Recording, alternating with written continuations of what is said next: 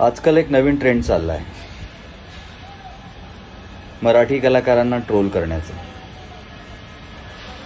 Recently Sachin Pilgaonkar सरांच्या इंटरव्ह्यूजमधले काही comments किंवा त्याच्या आधी संतोष जुवेकरवर खूप ट्रोलिंग केलं गेलं आणि आणखीनही इतर कलाकार।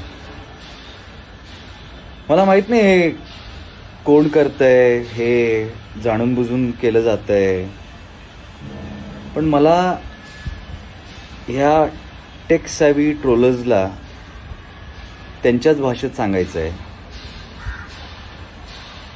तुमचे बाप ज्यावेळी डायपरमध्ये होते ना, तधीपासून हा माणूस अभिनय करतो। त्यामुळे शट द फक अप आणि इतर कलाकारांना ट्रोल करण्यापेक्षा स्वतःच्या आयुष्यावर लक्ष द्या। तुमच्या भल्याचं सांगतो। आजकाल एक नवीन ट्रेंड चालला आहे मराठी कलाकारांना ट्रोल करण्याचा।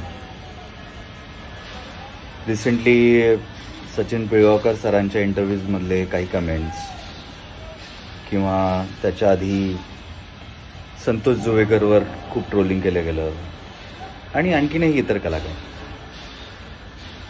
मला माहित नाही हे कोण करतंय, हे जाणून बुजून केलं जातंय, पण मला ह्या टेक सॅव्ही ट्रोलर्सला त्यांच्याच भाषेत सांगायचं आहे, तुमचे बाप ज्यावेळी डायपरमध्ये होते ना, तधीपासून हा माणूस अभिनय करतो।